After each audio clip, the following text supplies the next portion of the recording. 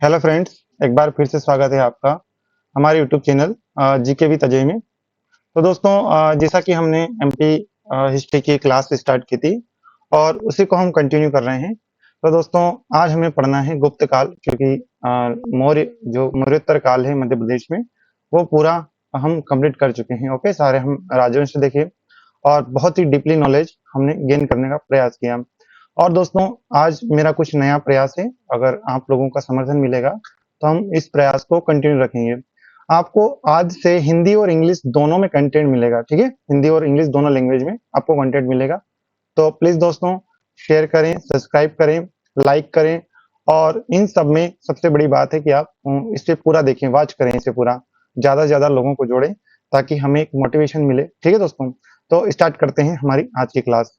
तो दोस्तों, मध्य प्रदेश के इतिहास में जो गुप्तों का क्या योगदान योगदान रहा, और या फिर गुप्त वंश की शासन में हम मध्य प्रदेश में कौन कौन से जो क्षेत्र हैं इनके अधीन रहे, और वहां पर कौन कौन सा डेवलपमेंट हुआ, या इन्होंने यहाँ के कौन कौन से राजाओं को हराया, ये सब कुछ देखने का प्रयास करते हैं। ठीक है, तो गुप्त वंश, आपको बताइए कि गुप्त वंश लगभग 500 सॉरी 280 ईस्वी के मध्य में आया होगा, लगभग भारत में 280 ईस्वी। और फिर एक बड़ा सा साम्राज्य जो खड़ा किया, वो किया शुरुआत में चंद्रगुप्त, जो है चंद्रगुप्त प्रथम, उसने किया। ठीक है, तो उसी के बारे में बात करते हैं। तो गुप्तों के समय एक बार फिर भारत एक राजनीतिक एकीकरण हुआ। मतलब कि लास्ट बार कब हुआ था? तो मौर्यों के समय में हुआ। मौर्यों ने पूरी भारत को एक कर दिया, है ना? पूरे भारत के जितने भी अलग अलग राज्य थे, स्टेट थे, वो अपने अधीन कर लिए, और एक केंद्रीकरण सत्ता के तहत इन्होंने वहां पर अपना शासन स्थापित किया और एक मजबूत साम्राज्य की स्थापना करी। ठीक है, तो पहले मौर्यों ने करी थी, और फिर उसके बाद आया गुप्त वंश ने। बाकी बीच में भी रहा अनेक लोगों का प्रभुत्व, परंतु वो इतना बड़ा साम्राज्य खड़ा नहीं कर सके जो मौर्यों और गुप्तों ने किया।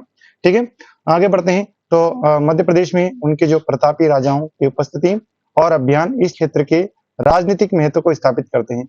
मतलब कि जो मध्य प्रदेश का क्षेत्र है, वो राजनीतिक रूप से कितना महत्वपूर्ण था, इस ये इस बात का प्रमाण हमें इन बातों से मिलता है कि अनेक राजा, जो गुप्त वंश के अनेक राजा थे, जैसे कि चंद्रगुप्त था प्रथम, और समुद्रगुप्त, फिर चंद्रगुप्त द्वितीय अर्थात विक्रमादित्य, और कुमारगुप्त, स्कंदगुप्त, इन राजाओं के प्रमाण हमें यहाँ से मिलते हैं। तो इससे पता लगता है कि मध्य प्रदेश उस समय में भी कितना महत्वपूर्ण क्षेत्र रहा होगा।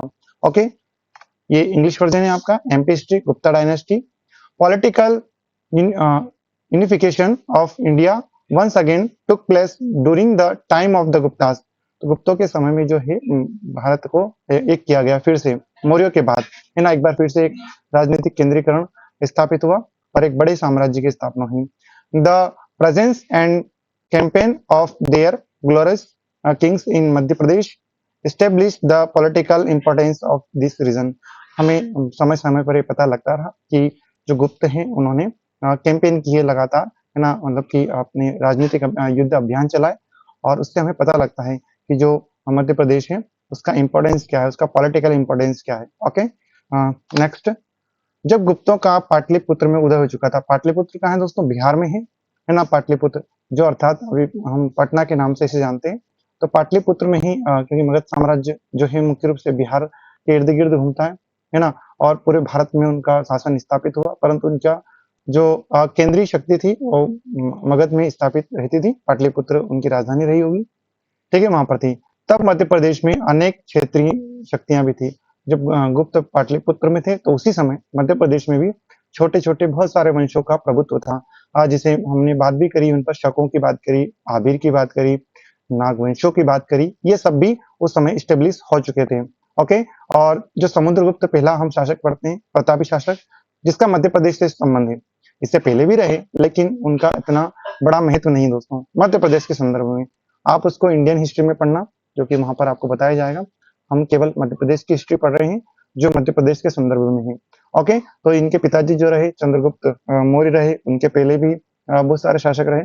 तो उनका इतना बड़ा प्रभुत्व मध्य प्रदेश के किसी क्षेत्र से हमें प्राप्त नहीं होता है। हमें मिलता है तो कौन? तो समुद्रगुप्त मिलता है, क्योंकि इसने ही दोस्तों पूरे साम्राज्य, मतलब पूरे भारत को, जो आर्यावर्त कहते थे, उसको अपने साम्राज्य का बहुत बड़ा विशाल साम्राज्य बड़ा कर लिया, अनेक राजाओं को हराया, किसने? समुद्रगुप्त ने। ओके, समुद्रगुप्त की प्रयाग प्रशस्ति अर्थात इस जो इलाहाबाद है वहां पर एक हमें लेख मिलते हैं, स्तंभ लेख मिलते हैं, प्रशस्ति मिलती है। उसके अनुसार हमें ये प्राप्त होता है, ज्ञात होता है कि मध्य प्रदेश के जंगलों से होकर वह दक्षिण विजय की ओर बढ़ा था। मतलब मध्य प्रदेश के जो भी जंगल हैं, चाहे वो सतपुड़ा के रहे हो, विंध्यन के जंगल रहे हो, उनको पार करते हुए वह दक्षिण भारत में गया और वहां के अनेक राजाओं को उसने हराया। अर्थात उसने आर्यावर्त के 9 राजाओं को जीता, 9 राजाओं को हरा दिया और उनके साम्राज्य को अपने अंतर्गत मिलाया। परंतु परंतु अनेक राजाओं को वापस से उनका राज्य लौटा दिया, कुछ शर्तों के साथ। ठीक है,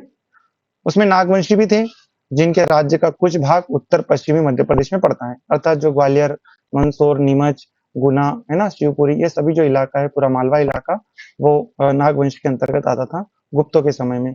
तो ये नागवंशी प्रमुख है, क्योंकि आपको बाद में पता लगेगा कि जो कुबेर नागा है, इसके पुत्र ने ही उसी से विवाह किया है। ठीक है, जो मध्य प्रदेश में नागवंश, जो हम पढ़ चुके हैं नागवंश के बारे में डिटेल से। आगे, तो ये इंग्लिश वर्जन है आपका।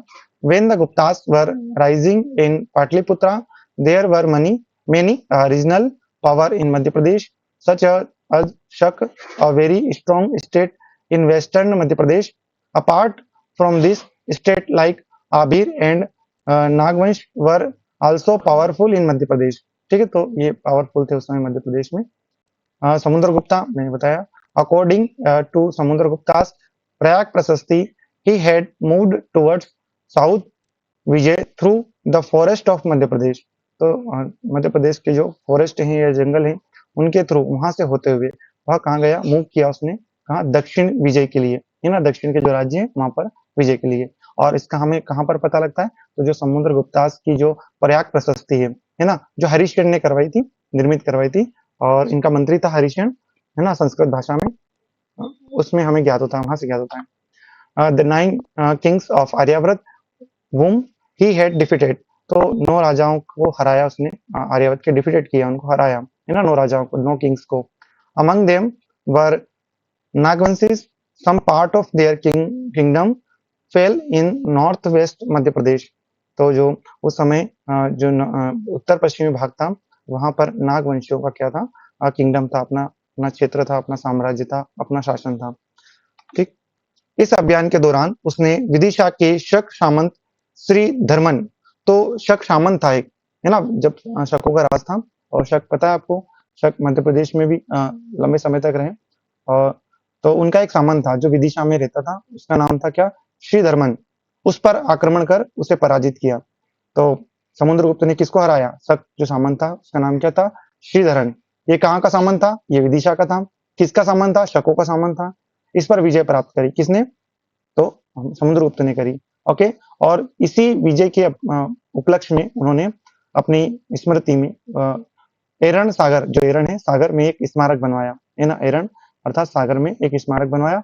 और समुद्रगुप्त का जो स्वभोग नगर है, कौन बन गया? वो एरण बन गया, स्वभोग नगर, जहाँ पर समुद्रगुप्त कुछ समय ठहरा भी, और उसे एक ऐतिहासिक स्थल को उभारने में समुद्रगुप्त का महत्वपूर्ण योगदान रहा। ओके, तो ये एरण, एरण कहाँ पर है? सागर, अर्थात सागर का ही प्राचीन नाम एरण कहा जा सकता है। ओके, आगे बढ़ते हैं हम दोस्तों।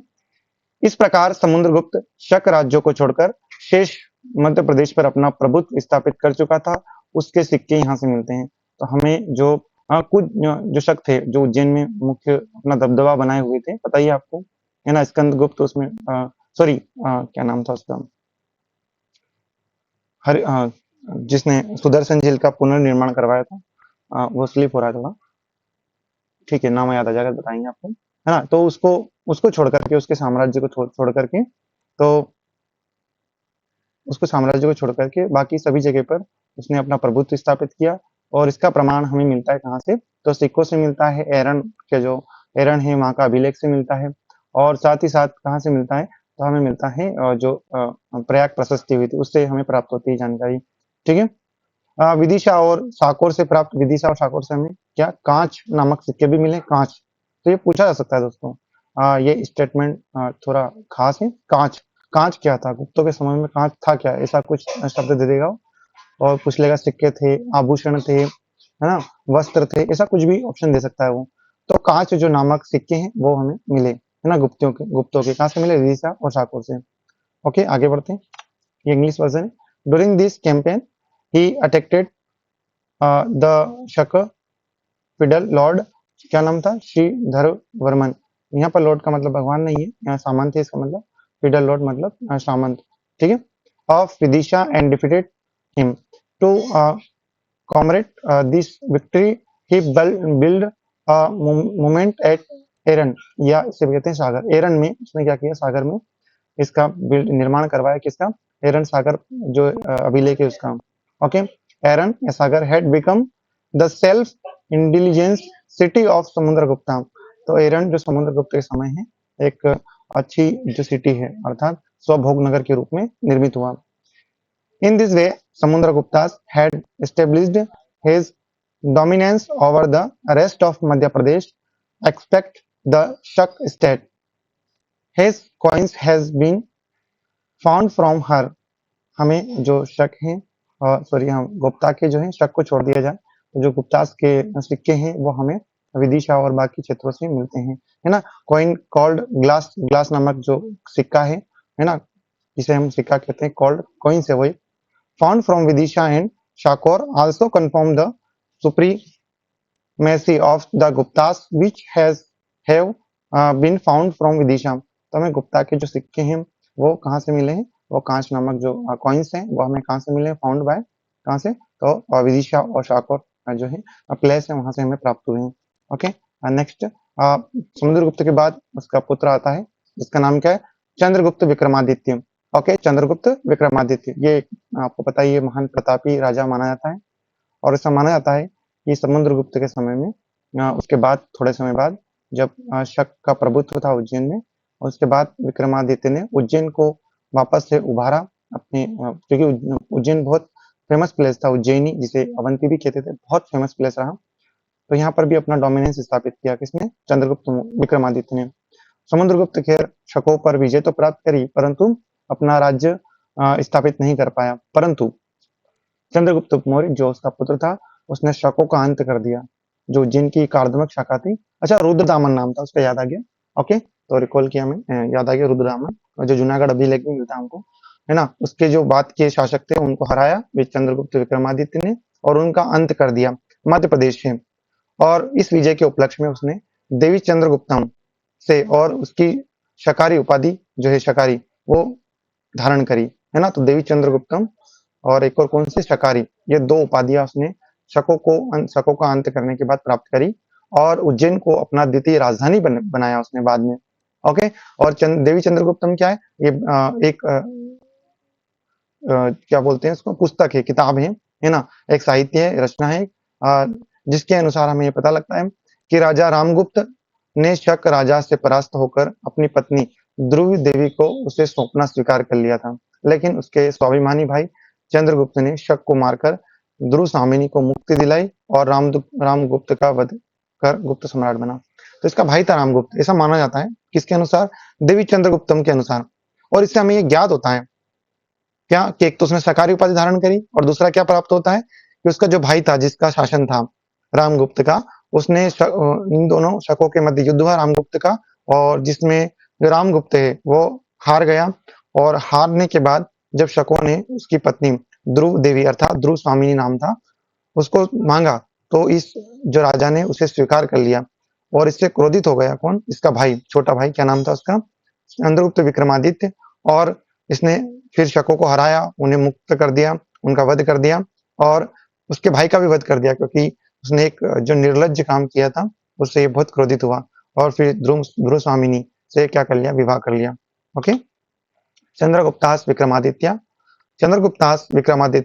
एंडेड द शक किंगडम, है ना, Kardamaka dynasty of Ujjaini and brought almost the entire Madhya Pradesh under his control. और क्या किया उसने, चंद्रगुप्ता ने क्या किया, डिफीटेट किया, है ना, हरा दिया, जितने भी गुप्ता शक थे उनको हरा दिया। कौन सी शाखा, कार्दमक जो डायनेस्टी थी उज्जैन वाली, उसको क्या करिए, डिफीटेट कर दिया, उसको हरा दिया, उसका एंड कर दिया, है ना, उसको नष्ट कर दिया, और अपना डोमिनेंस, अपना कंट्रोल जो है स्थापित किया। ओके, देवी चंद्रगुप्तम से हमें ये ज्ञात होता है कि जो शकारी की उपाधि उन्होंने जो टाइटल है वो जो ग्रहण किया है वो शकों का जो है एंड करने के बाद ही किया है। ठीक है, अकॉर्डिंग टू देवी चंद्रगुप्तम, तो देवी चंद्रगुप्तम के अनुसार जो ये लेख है, ये जो रचना है ना, इसके अनुसार king Ramagupta after being defeated by the Shaka king had accepted to hand over his wife Dhruva Devi to him. मतलब कि रामगुप्त जो है वो हार चुका है किससे, शक जो राजा से, और उसने स्वीकार किया, एक्सेप्ट किया, हैड एक्सेप्टेड टू हैंड, उनके हाथ में देना स्वीकार किया, किसको, अपनी वाइफ ध्रुव देवी को।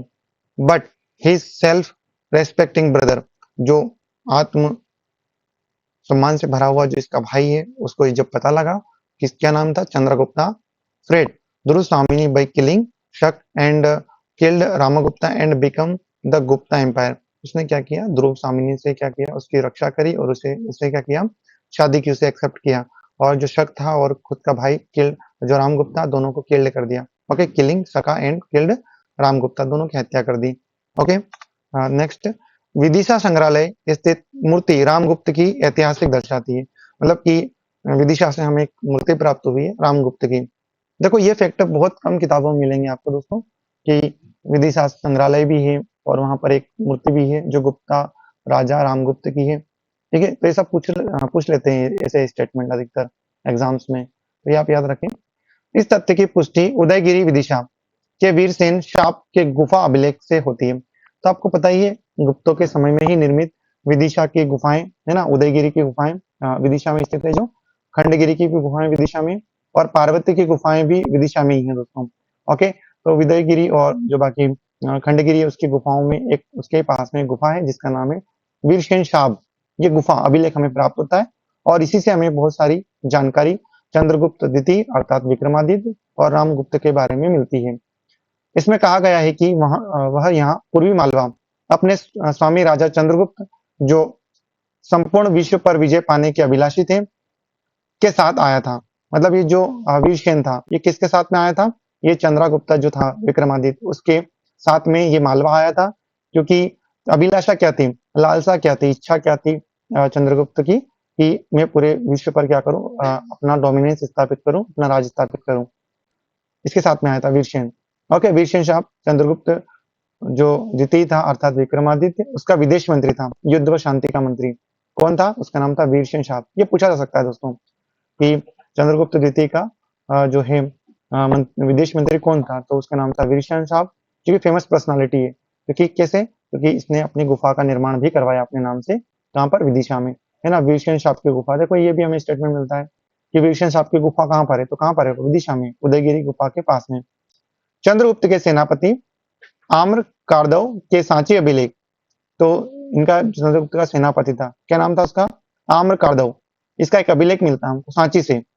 वह चंद्रगुप्त के सामंत सनकानिक महाराज, कौन था, सनकानिक महाराज इनका सामंत था, उसका भी उदयगिरी शिलालेख भी इसी क्षेत्र में गुप्तों के आधिपत्य की पुष्टि करते हैं। तो हमें ये मिला, देखो आम्र कारदव का सांची अभिलेख मिला, उदयगिरी का शिलालेख मिला, उदयगिरी की गुफा के पास वीरसेन शाह की गुफा मिला।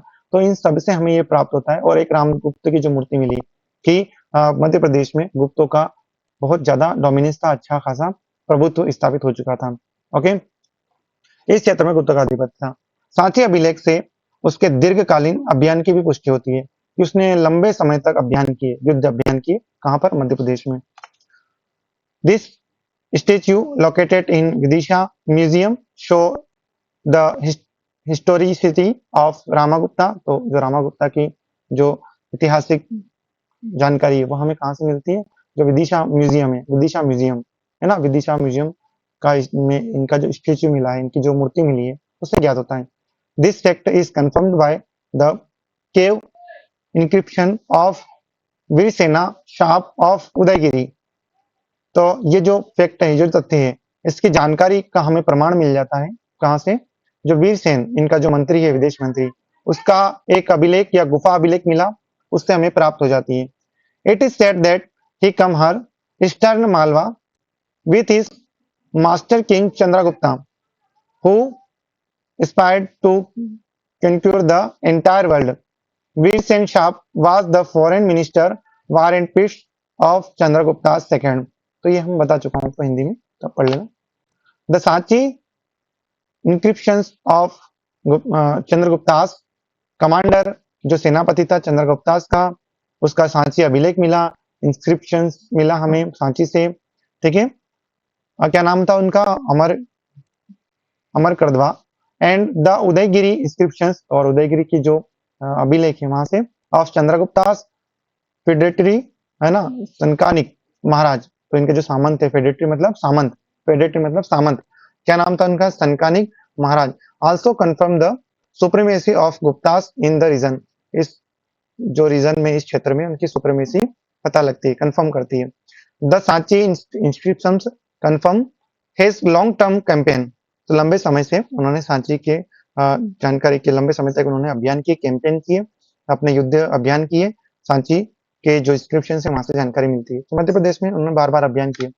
देन चंद्रगुप्त ने उज्जैन को दूसरी राजधानी बनाया, और यही उसके दरबार में नवरत्न थे, ये हमें जानकारी मिलती है ना।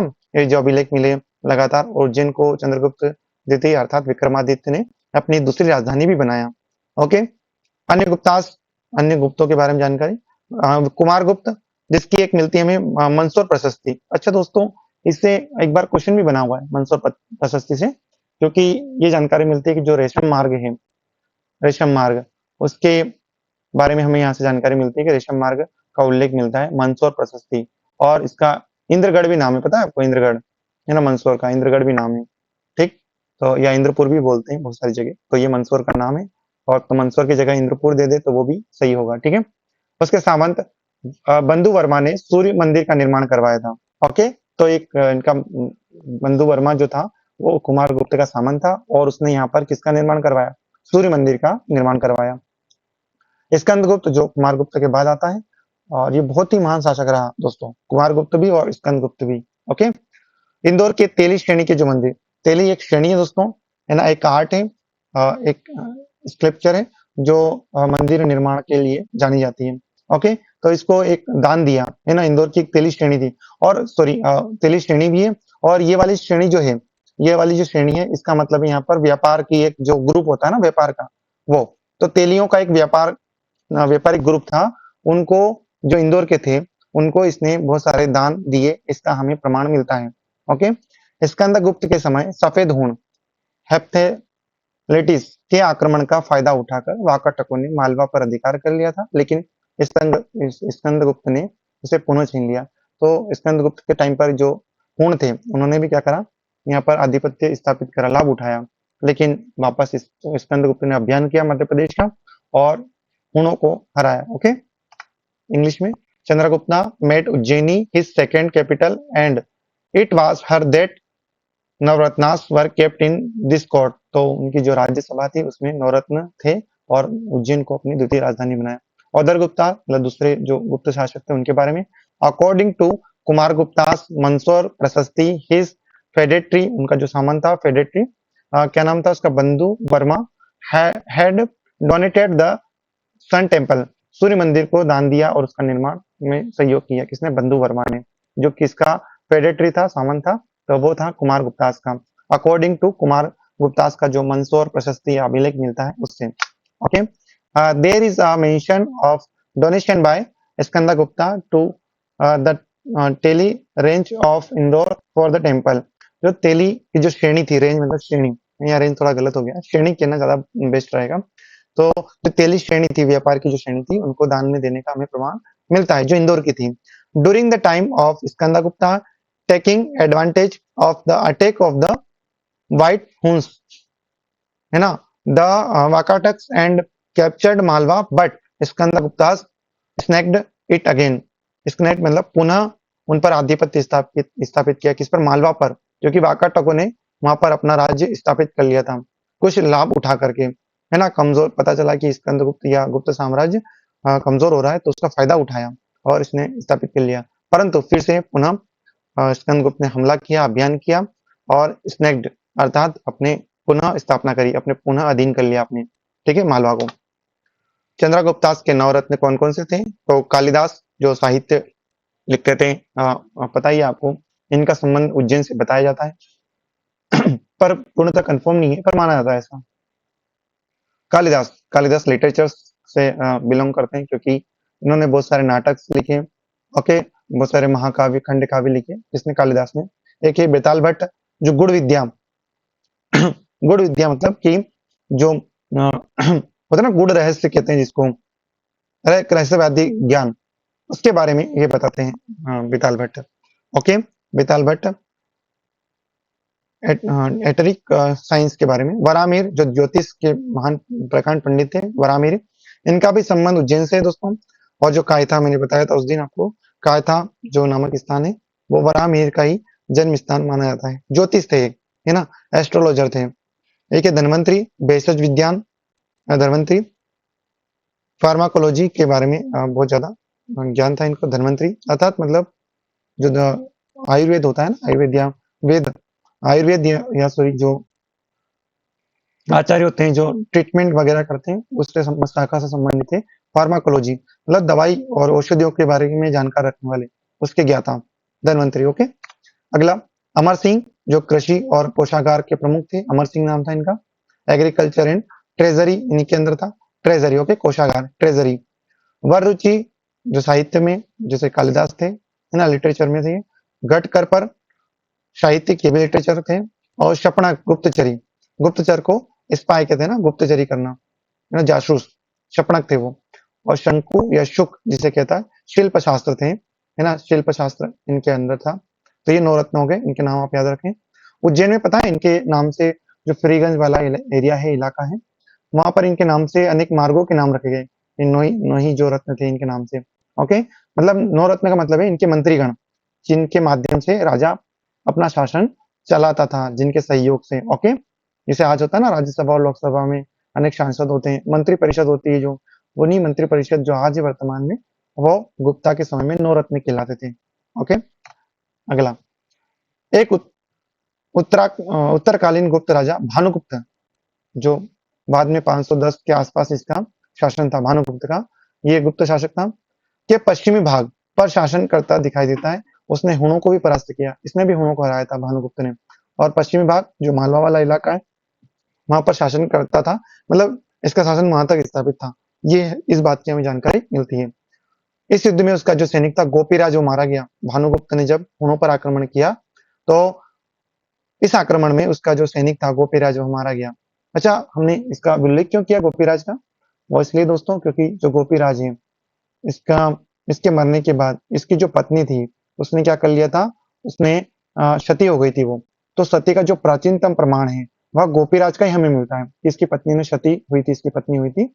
और 510 में फिर जो भानुगुप्त हैं उन्होंने उन्हीं के समय में जो एरन है सागर, वहां पर एक स्तंभ लेख मिलता है, एक प्रमाण मिलता है जो इन्हीं गोपीराज से संबंध था। ठीक है, भानुगुप्त शासक था, गोपीराज इनका सैनिक था, और इनकी पत्नी ने सती सती हुई थी, मतलब सती को प्रैक्टिस में किया था। ओके, गुप्त स्थापत्य शैली के कुछ मंदिर हैं जो मध्य प्रदेश से मिलते हैं। विष्णु मंदिर तिगवा जो जबलपुर में है, शिव मंदिर जो बुमरा नागोद अर्थात खो में है। ठीक है दोस्तों,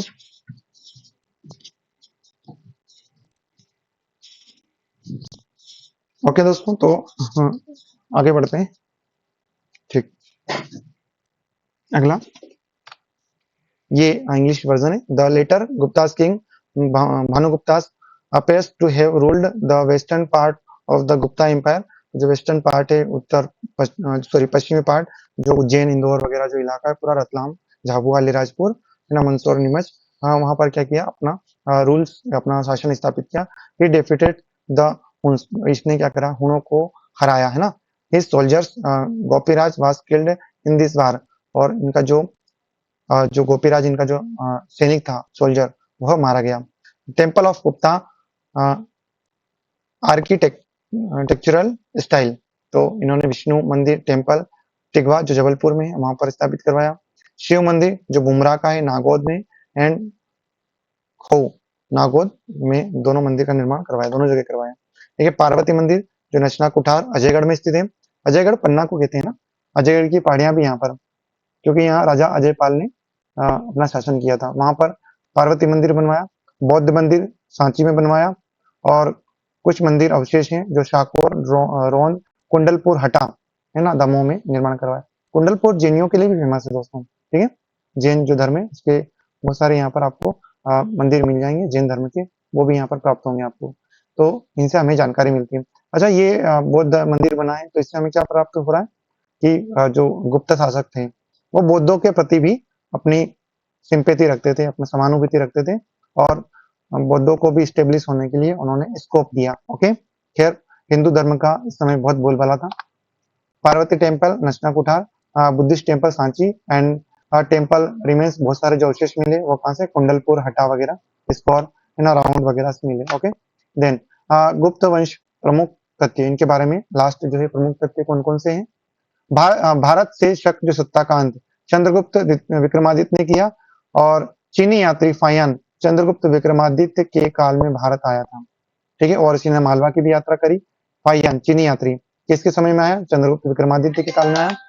और मालवा से गुर्जरा, और यहाँ की जो जलवायु, मालवा और गुर्जरा जो है, गुर्जरा मतलब दतिया में है, पूरी क्षेत्र की जो जलवायु है उसको बेस्ट जलवायु कहा, सर्वश्रेष्ठ जलवायु पूरे विश्व की। फायान नहीं कहा था ये स्टेटमेंट फायान ने, लेकिन जो चंद्रगुप्त विक्रमादित्य है उसमें राजा का उल्लेख नहीं किया। ओके, नाम उल्लेख नहीं किया।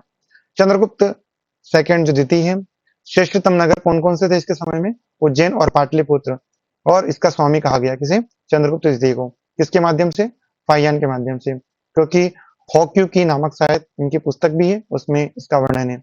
साकोर से गुप्त वंश का सर्वाधिक 24 स्वर्ण मुद्राएं दिनार हमें प्राप्त हुई। दिनार, उस समय जो स्वर्ण मुद्राएं थी उसका नाम क्या था, दिनार था। स्वर्ण मुद्राएं को जो 24 की संख्या में प्राप्त हुई है, कहां से, साकोर से। ओके, देन गुप्ता डायनेस्टी की फैक्ट्स कौन कौन से हैं, Chandraguptas Vikramaditya ended Shaka power in India, जो भारत में जो शक पावर थी, शक्ति थी, उसको समाप्त किया चंद्रगुप्ता विक्रमादित्य ने, एंडेड किया। Okay, Chinese traveller Faxian came to India during the period of Chandraguptas Vikramaditya. तो चंद्रगुप्ता जो द्वितीय था उसके समय में जो फायान है वो आया। He passed through Malwa and described the climate here as the best in the world. तो जो यहाँ का मालवा का और जो गुर्जरा का, यहाँ की जो बेस्ट जो क्षेत्र है उसको इसने बेस्ट क्षेत्र कहा, यहाँ की जलवायु को बेस्ट कहा, विश्व की बेस्ट क्लाइमेट कहा। Okay, फायान did not mention the king, फायान ने कहीं पर भी राजा का उल्लेख नहीं किया, परंतु फिर भी इन्होंने चंद्रगुप्ता के बारे में बताया कि उनका जो बेस्ट सिटी थी इनके समय में, जहां पर इनका आधिपत्य था, उज्जैन एंड पाटलिपुत्र। ओके, समुद्रगुप्त ने महाकौशल के राजा महेंद्र को भी हराया था। महाकौशल अर्थात जो आपका बालाघाट, होशंगाबाद, रायसेन, सॉरी बालाघाट, होशंगाबाद, और ये वाला जो इलाका है ना जहाँ पर सिवनी वगैरह, छिंदवाड़ा वगैरह आते हैं, वहाँ वो पूरा क्षेत्र मतलब बहुत बड़ा क्षेत्र था। छत्तीसगढ़ का भी बहुत सारा इलाका और महाराष्ट्र का भी आता था इसके अंतर्गत। वहाँ का जो एक राजा था महेंद्र, उसको हराया। गुप्तकालीन सांची अभिलेख हमें मिलता है, इसका आम्र आम्र का देव, क्योंकि ये पता ही आपको ये सामंत था किसका, गुप्त काल का। हरि स्वामिनी द्वारा आर्य संघ को दान देने का उल्लेख मिलता है। हरि स्वामिनी, इनका जो अभिलेख मिला आम्र का, तो हरि स्वामिनी एक इनके समय में सामंत थे, उनके द्वारा आर्य संघ को दान देने का उल्लेख भी हमें मिलता है। पूर्वी मालवा को सर्वप्रथम जीतने वाला जो राजा था, पूर्वी मालवा, पूर्वी मतलब जो अमरकंटक वाला इलाका है, शहडोल, जबलपुर, ठीक है, वो वाला जो क्षेत्र है वहां पर जीतने का जो प्रमाण मिलता है वो समुद्रगुप्त के अभिलेख से हमें प्राप्त होता है कि समुद्रगुप्त ने जीता होगा। पश्चिमी मालवा को जीतने वाला कौन था, तो वो था कुमारगुप्त। ठीक है, maximum 24 gold coin dinar of Gupta dynasty were found from Sakor. Okay, Samudragupta had defeated king Mahendra of Mahakoshal. तो महाकौशल जो क्षेत्र के है ना एरिया के जो किंग थे महेंद्र, उनको डिफीट किया, उनको हराया। किसने, समुद्रगुप्ता के द्वारा। डोनेशन बाय हरि स्वामिनी टू आर्या संघ इन गुप्ता पीरियड। सांची इंस्क्रिप्शंस है ना, अमराक दिवा, जो अमरक देवा था, और उसके जो अभिलेख मिला, इंस्क्रिप्शंस मिले, उसके अकॉर्डिंग हमें प्राप्त ज्ञात होता है कि जो हरि स्वामिनी उसने आर्या संघ को क्या दिया, दान दिया था। There is mention of given. Okay, यहाँ पे मेंशन किया गया, यहाँ से अभिलेख से प्राप्त होता है। Gupta king Samudragupta was the first to conquer eastern Malwa. तो अपने अधीन किया, कन्क्योर मतलब अपने अधीन किया पहली बार, किसको, तो जो मालवा रीजन है उसको, किसने, ईस्टर्न मालवा। ईस्टर्न मालवा मतलब जो पूर्वी इलाका है पूरा, अर्थात जो मैंने कहा अमरकंटक वाला इलाका, जबलपुर वाला इलाका जो मालवा के पूर्व में है, उसको अपने अधीन किया था समुद्रगुप्ता ने। और the first king of conquer continue western Malwa. तो वेस्टर्न मालवा का जो क्षेत्र है अर्थात जो उज्जैन इंदौर वाला, उसने कुमार गुप्त ने अपने पूरे अधीन कर लिया था पूरे क्षेत्र को, क्योंकि वैसे तो चंद्रगुप्त मौर्य ने भी कर लिया था पर पूर्ण रूप से वो कुमार गुप्त ने किया। ओके, तो दोस्तों आज के लिए यही।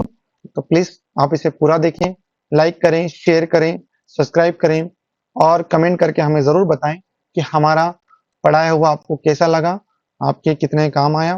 वो सारी बातें आप मेंशन करें और शेयर करें दोस्तों। ओके, और जो हमने बायलिंगुअल आज यूज किया है, क्या हमें इसे कंटिन्यू रखना चाहिए या नहीं, इसके बारे में आप जरूर बताएं। ओके, तो मिलते हैं अगले सेशन में। धन्यवाद। ईश्वर आप सभी लोगों को सफल बनाए।